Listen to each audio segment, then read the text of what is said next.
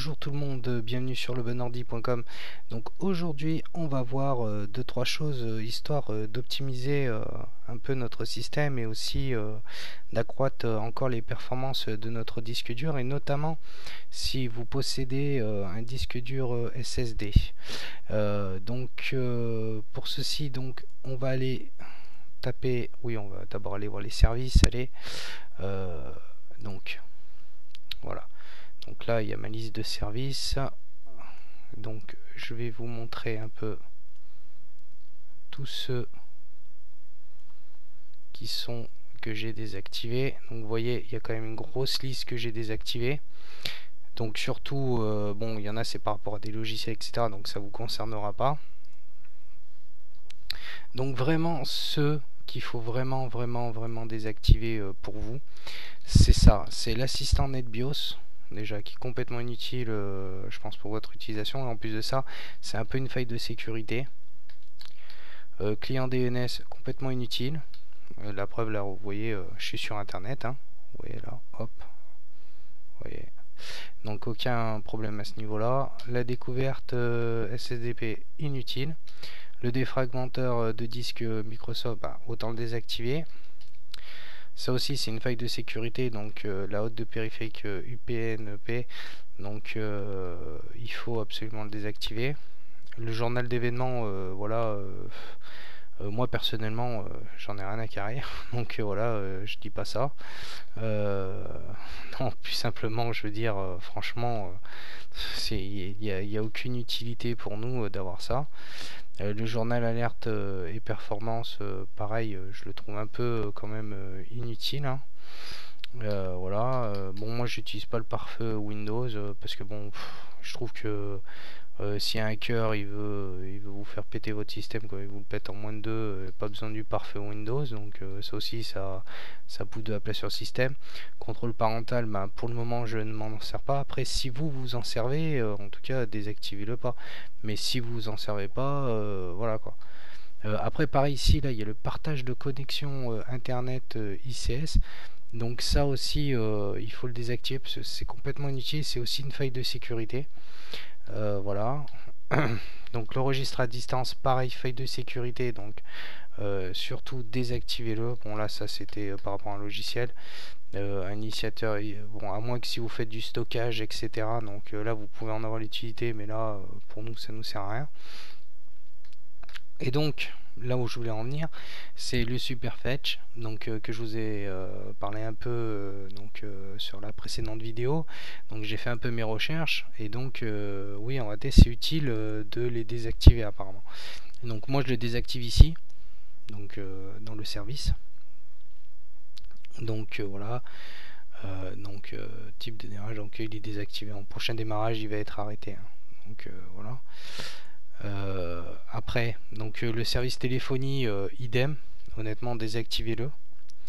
Bon, là j'avais un truc TomTom que je me sers plus, donc là je l'ai désactivé. Web client aussi, donc ça aussi c'est une faille de sécurité, donc désactivez-le. Voire même, on ne sait pas trop si c'est pas un petit truc espion, enfin bon. Windows Defender, donc moi je m'en sers pas aussi, donc ça c'est les outils Microsoft. J'ai un très bon antivirus qui est AVG, donc vraiment pas besoin. Je suis plutôt bien protégé à ce niveau là. Donc ça aussi je l'ai désactivé. Voilà. Donc voilà, je vous ai fait un peu le tour. Hein. Vous pouvez faire un petit peu une petite pause. Voilà, j'essaie de bien vous mettre. Voilà, ça c'est tout ce qui est désactivé sur mon ordinateur. Donc ça surtout vous n'y touchez pas parce que c'est par rapport à des mises à jour, etc. Donc voilà. Donc pour vous faire un peu le topo, je vais essayer de vous faire un truc sympa. Non, on peut pas le faire hélas. Peut-être comme ça, non. Bon, voilà. Donc voilà. Donc moi c'est ces services-là que je vous conseille de désactiver. Donc si vous avez les mêmes, désactivez-les. Vous verrez, vous allez gagner largement 20% de réponse sur votre ordinateur. Ça va être assez impressionnant. Hein. Donc une fois que vous avez fait ça, en tout cas, vous redémarrez la machine. Une première fois. Voilà. Déjà sur une première fois, déjà vous redémarrez la machine. Après, donc on va aller exécuter donc une commande CMD. Donc dans le prompt, hop, voilà, moi je l'ai déjà préparé. Donc là, on va désactiver, si vous voulez, l'historique quand vous lisez un document, etc. Parce que, si vous voulez, ça vraiment,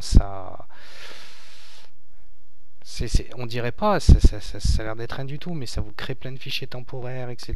Et voilà quoi, ça devient lourd quoi. À force, ça devient vraiment lourd, à force d'utilisation. Donc voilà, donc là, il m'a dit qu'il va être désactivé avec ça. Donc je vous laisse bien la commande ici, donc FSUTIL, pour ceux qui ne voient pas bien, espace BEHA donc VIOR, espace 7, espace disable last access, ok, espace 1. Donc là on va activer donc la fonction qui va permettre de ne pas justement maintenant engendrer tout l'historique, etc. Dans Windows.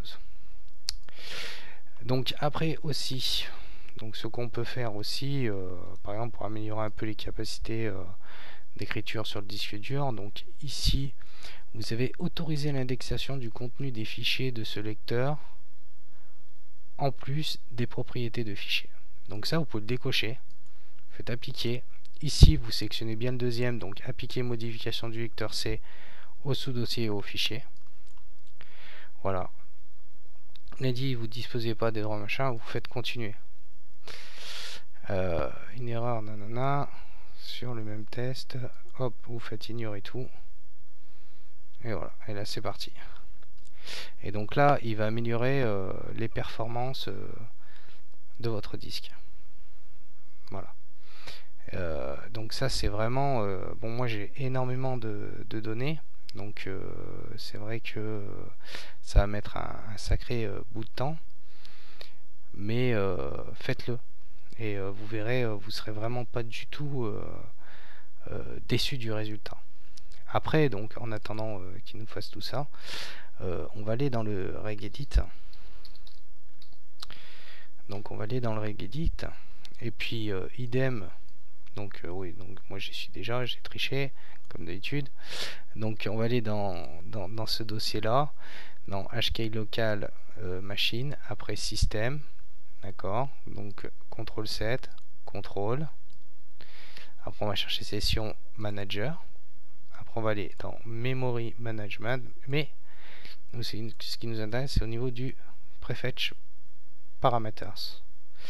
Donc là on va aller là, et donc le mail est sur 2, donc on va lui donner 0. Voilà, on le désactive. Voilà. Normalement il faut se mettre en décimale, mais bon là c'est pareil. Donc on le désactive.